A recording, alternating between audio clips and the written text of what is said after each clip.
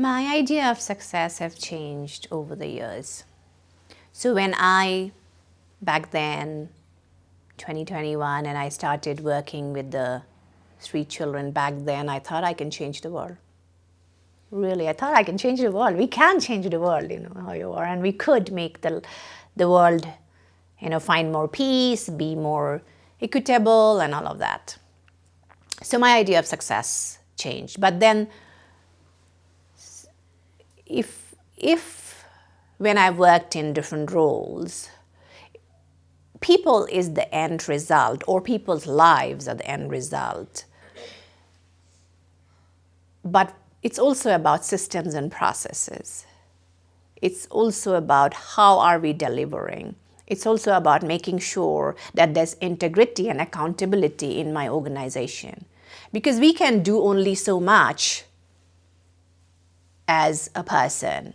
But when we are in a work stream or we are in an organization is like a living organism. It's a different parts, different entities, and they have to move together to be like a living, dynamic agency.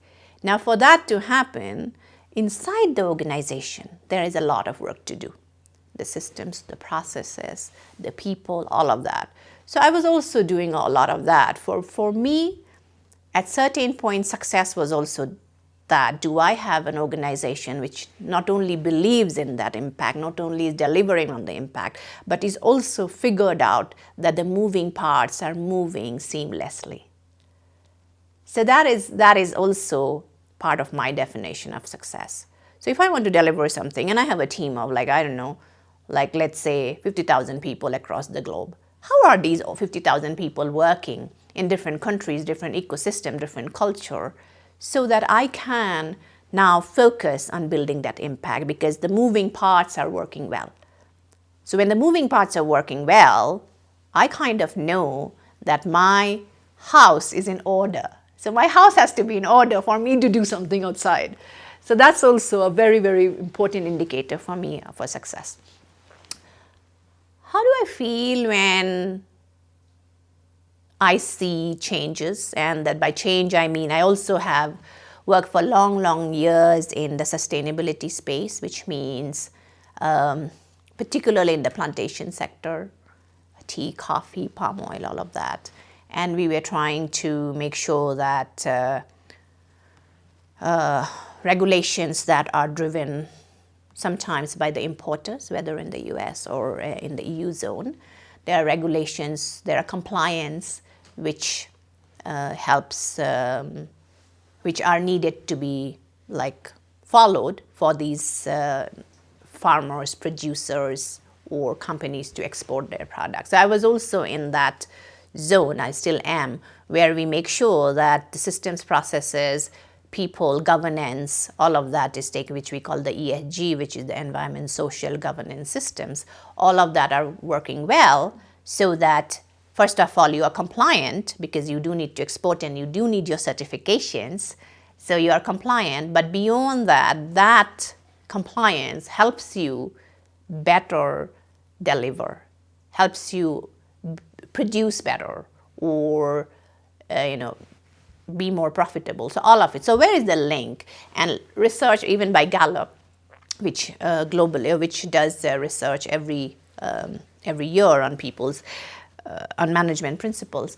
And one of the things that comes in again and again, that managers who are engaged, who believe in what they are doing, who don't come to work just for the sake of coming and doing their work and going away, but really motivated and engaged not just with their work, but also with their teams, are the ones, those are the agencies which are really doing well.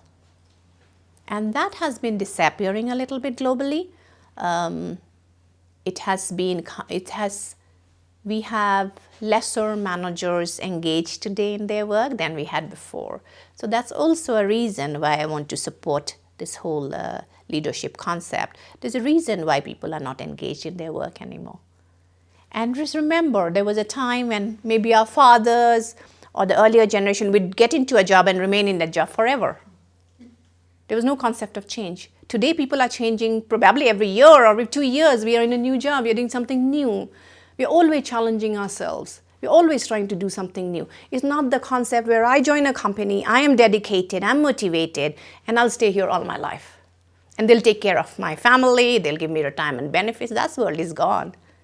So now when people are moving every 2 years or every year, how do we keep these people engaged in our company? How do we keep them together? Because unless we have a team who are engaged, we won't be able to deliver our impact as we want to. So working in that piece to keep people engaged in today's reality is one of the challenges that I'm trying to really crack. So that's something that I do.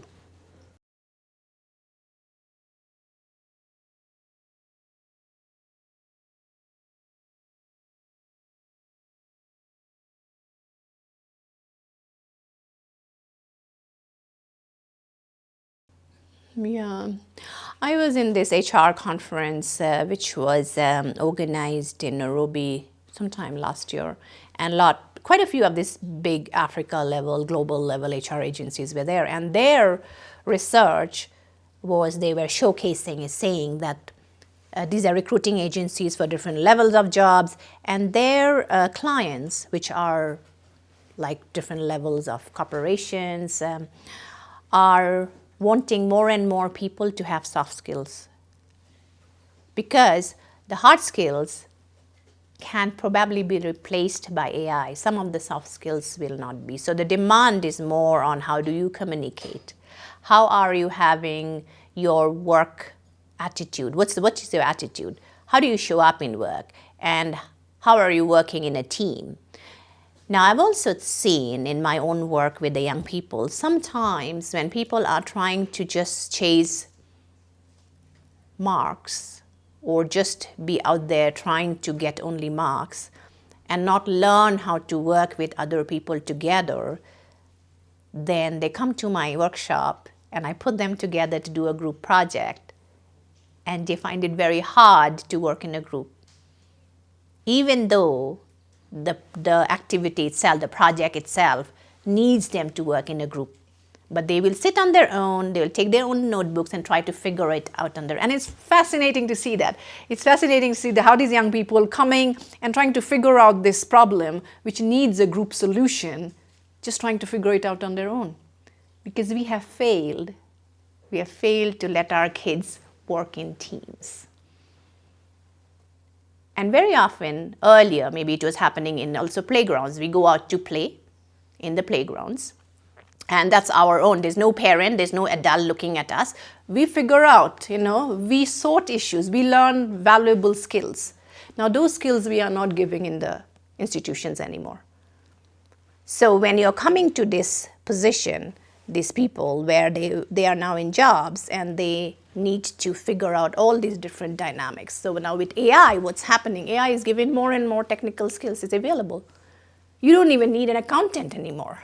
You don't need so many different, but you do need people to work with people. So that's the skill we are getting. That is what the essence of this whole work.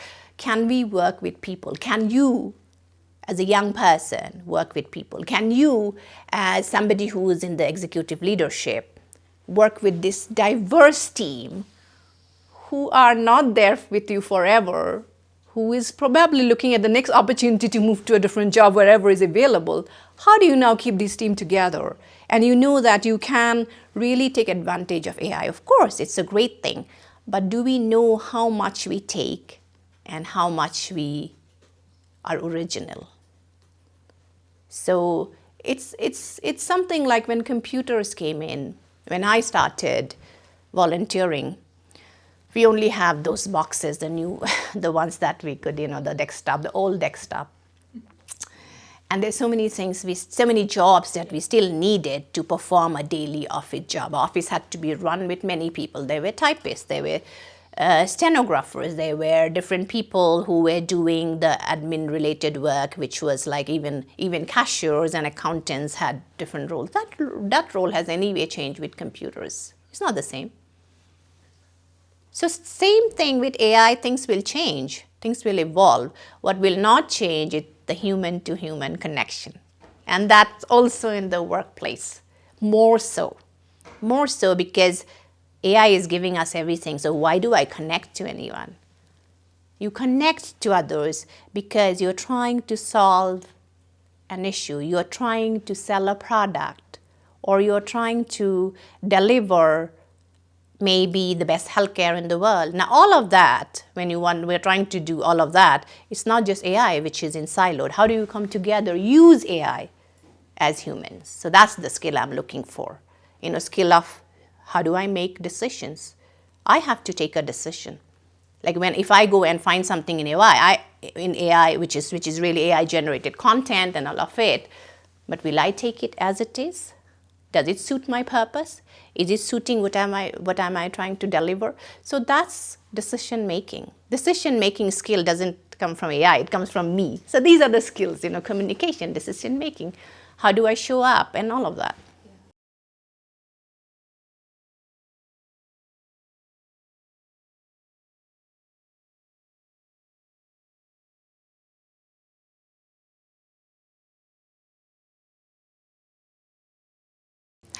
This is a piece of work that I'm working on, and I am trying to bring in some evidence-based results so that we have a measurement of that.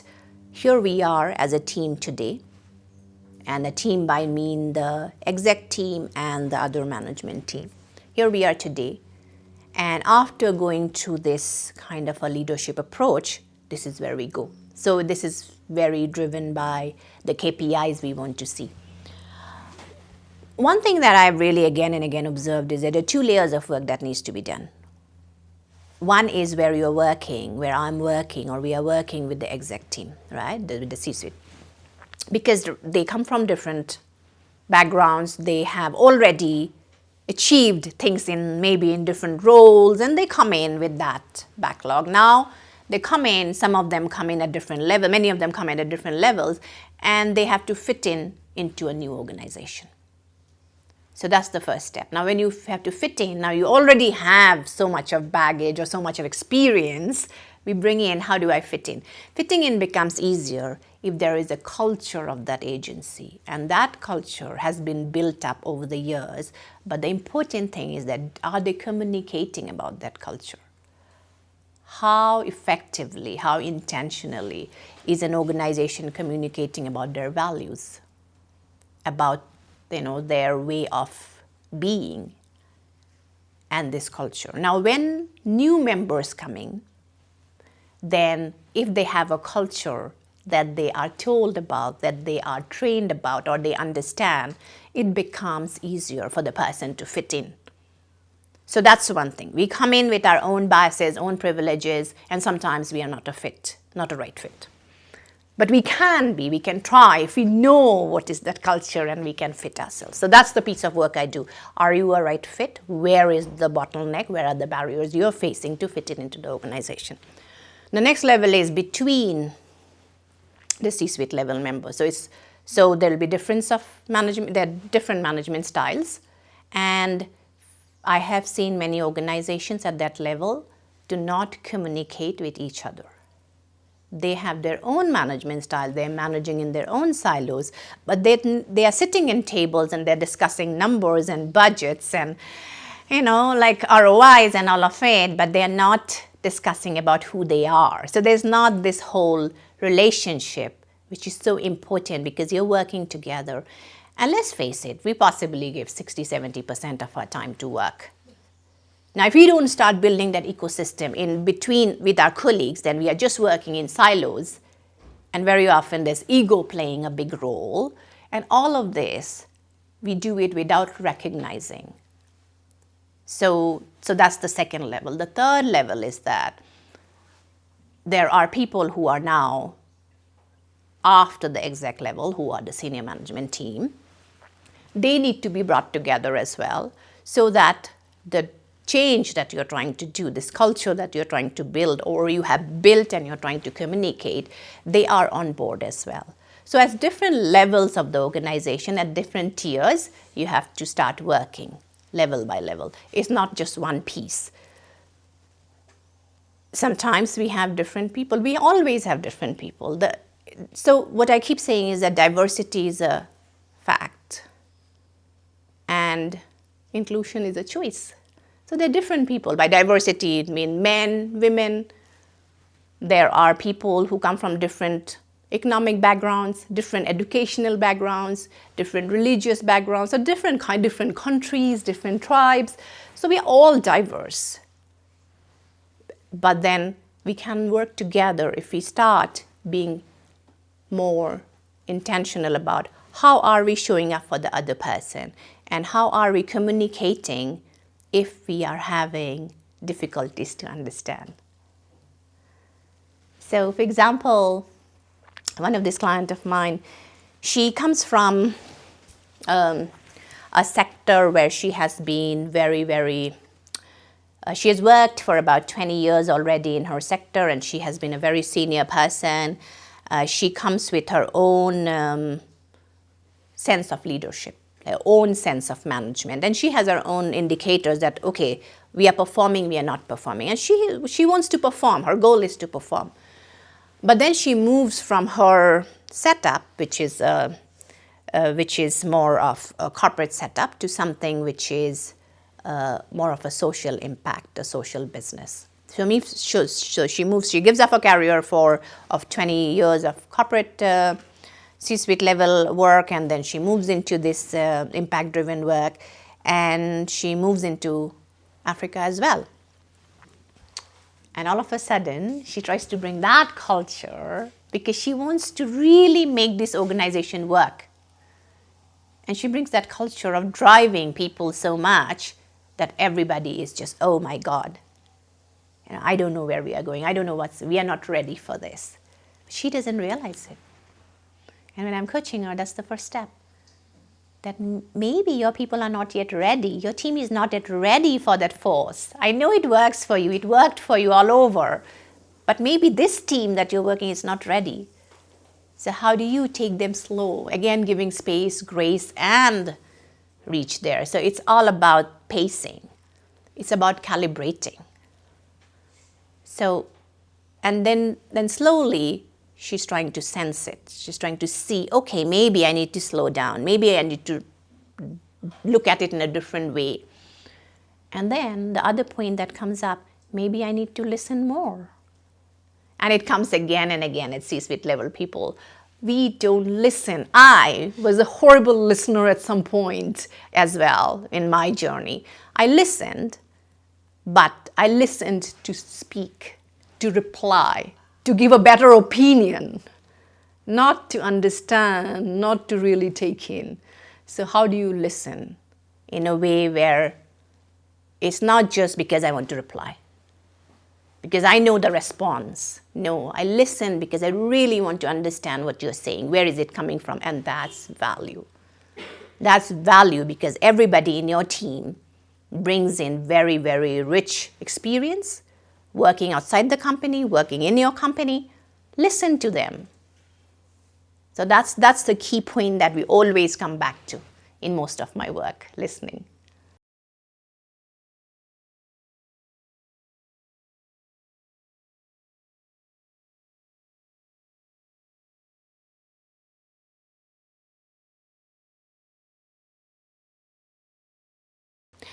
First of all, I believe in authenticity. I go in there, and when I have joined organizations as well, I bring my authentic self. When I bring my authentic self, however, I'm not meaning that I'm trying to impose that authenticity on anyone yet. I'm just authentic by myself, right, at that point. And then I start learning, knowing about the organization, knowing about other people, understand the dynamics. And not everything is like rosy picture. It's not. Things are happening, things are going on there. It goes on. And I come in, a new CEO, and I try to make all the changes because I want to be fast. I want to deliver tomorrow. And often it backfires. Because if I don't understand what is going on, there's no change I will bring in. And without change, there's no progress. So that's what I tell the CEOs or the CEOs or whoever is coming into a new role. or even getting promoted, maybe in the same agency getting promoted. Now, you have to sit back a little bit, take your time, observe, learn, and then communicate. Take feedback, reflect. Hey guys, this is what I'm thinking. What do you think about it? How often do we ask it? We don't. I know I didn't many times in my life. Really didn't feel like, because I knew what I had to do. And I know now that if I had taken more opinions, I would bring more value. Now, we are not talking about leadership which is not accountable. We are accountable. So while one side we are trying this way of building systems, processes and all of that, the other side we are being authentic people's leader, there's also a side where some people may not be fitting in our organization. But how are we analyzing that? Are we fair? Because if I have 5,000 employees, 10 of them may not be a fit in the organization, which is a way of life. Now, if they're not a fit in that organization, then are we being fair to them? Are we giving them the opportunity to really make sure that they either become part of our journey or they find something which is more meaningful for them? So I'm not saying that everybody can be in that organization. No, change has to happen. So pieces have to be moved. But just do it slowly as a CEO. Don't try to do it right away. Just take a little bit of time to understand, study, and reflect and ask.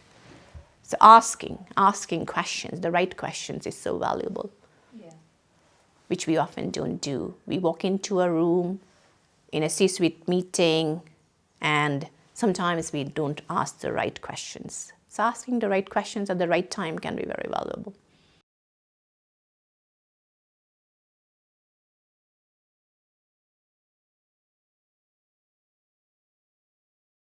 I'm not sure I want to use the word ego. I would prefer to talk in the language of self-respect and respect. So self-respect is very valuable.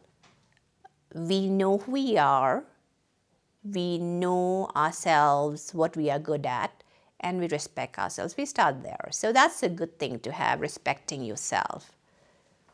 But do we know it all? No, we don't. So the humility that comes with respect, self-respect, is what I was talking of, calibration.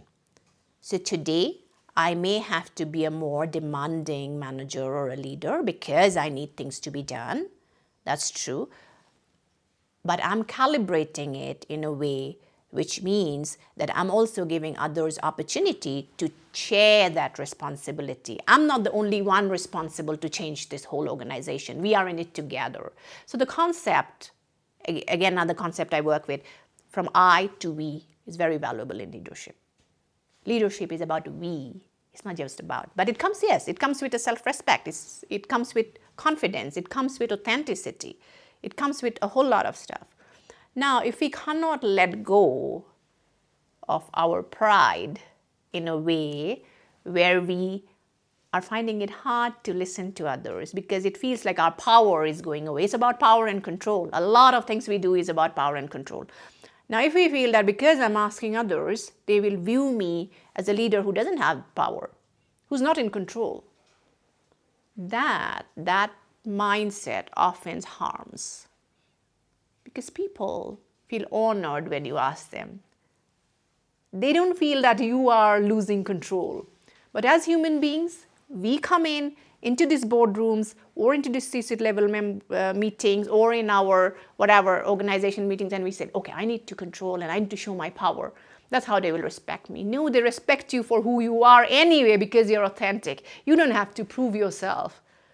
So, having that paradigm shift, looking at a globe from any side, it'll come around to the same. So it's like that concept, okay, I'm looking from the North Pole, I'm looking for the South Pole. Let's take a helicopter view and look at the whole globe. And then there are roles, particularly depending on which level of the organization it is, where you have to really give a lot of attention to details.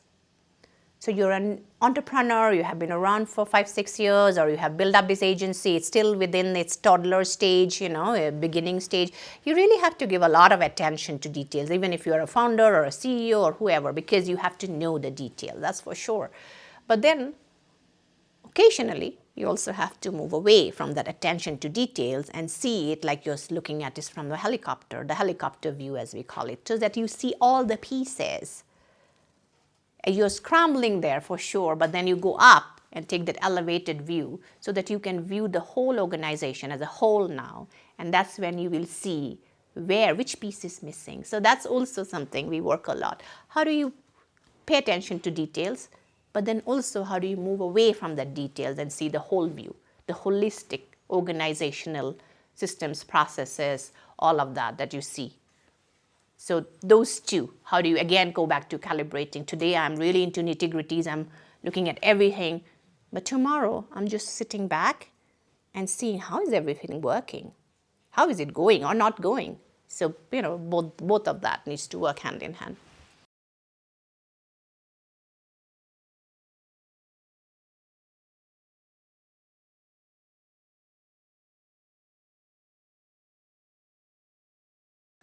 If you are purposeful and authentic, you will know because you feel like, okay, I have done what I have done. I've done good. I have given to this organization as much as I could. And now it's time for me to move into something different. Now, how you determine that's something different, of course, is another story. But at least realizing that I have done as much as I could for this organization. So that could be one point, one pivot. The other would be like, I don't fit anymore. I've tried. I'm just not fitting anymore.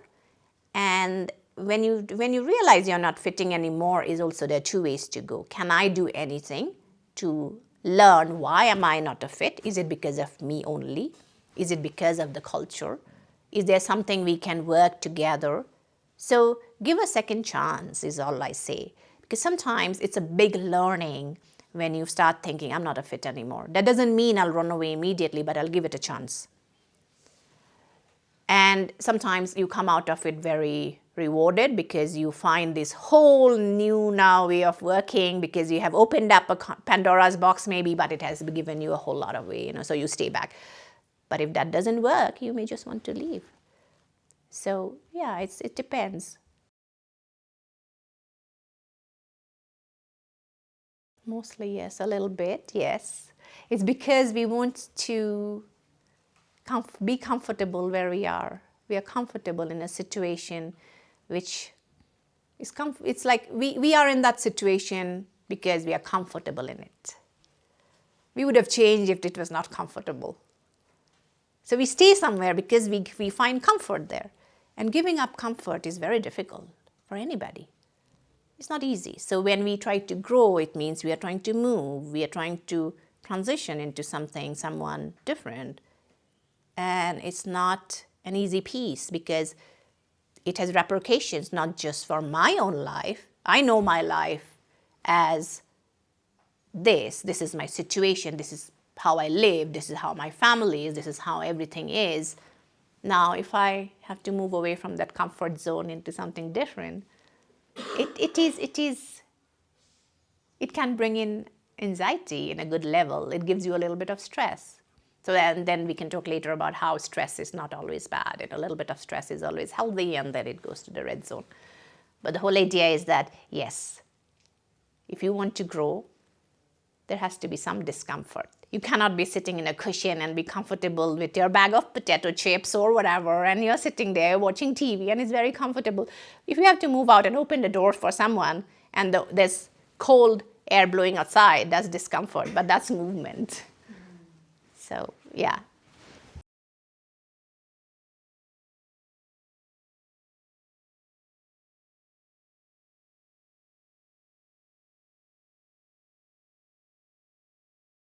It's never comfortable. It's always like, okay, am I doing the right thing? Is it the right decision? Is it how I want to be? It's comfortable right now. I know my paycheck is coming. Do I change? But then my lighthouse is there beckoning me, yes, you have to change. And sometimes, at least for me, and I know many people, that change is not because there's a storm. It's not because it's a storm. It's just because I want to do more. I want to grow more. I want to go through that pain or that kind of situation where because I know, having done it so many times, that if I can get out of this seat, of that comfortable situation, be it at home or be it at my work, and take that plunge, at the end of it, I will be more grateful, I'll be more matured, more wise, all of that. So personally, I mean, there's so many examples. There was a time when my entire agency that I was leading in that country had to be closed down because of some external issues, and we had to close down the whole agency, letting everybody go and losing everybody's jobs, including mine. And I couldn't move out immediately also because of my family situation. I had to stay put. So it was a moment, okay, I didn't have a job all of a sudden because something happened somewhere and we had all to close down. I'm now having to lead all these different situations where I'm letting people go because we are closing down. And I also had, my mother living with me who was not well at that point, and we had to take care of her. So all of these things happening at the same time. And then how do I find myself in that space? Just by saying, okay, things will work out. This is my focus now. I have to look after my mother. I have to let go of these people who have to be let go because the organization is closing. So I do my best. And that's presence. That's the work I do. Presence is about showing up as I am, where I need now. And not forgetting the past or the future, but really being authentic right now. So that's also a value of being present at that situation, at that moment where things are not easy, things are difficult, but then you learn how to move on. So that's one of the transitions. There's so many I've had, and when I had to move from that, let's say now that transition is happening, now I had to go and eventually find something else, do something else, rebuild again, look, all of that. So it's never easy. But you navigate, you learn. The sailors, we went out to oceans long time ago when seafaring became very popular and people were finding new lands. They went out, the sailors went out in the sea. Did all of them survive? No, but many survived, and we talk about that. There's a legacy that they have left. It's not by sitting at home, because they went out. So going out is hard, it's challenging, but you have to move out if you want to grow. And I've had many examples of myself, sometimes by choice, because I want to do right now, for example, as I have started this whole new leadership concept. It's a concept which I know will bring a lot of benefit to our society as we see it today. At the same time, it's also something which I feel I have kind of in the process of creating. And as I'm creating it more and more, as I'm looking into different pros and cons of all of these concepts that we are bringing in, there's also fear in me. Is it going to work? Is it really going to make the change I'm hoping for? So all of that. So it's always that. Whenever you're trying to do something new, there is always that thing, am I doing it? So, and questioning yourself is a good thing because it puts you in a good perspective.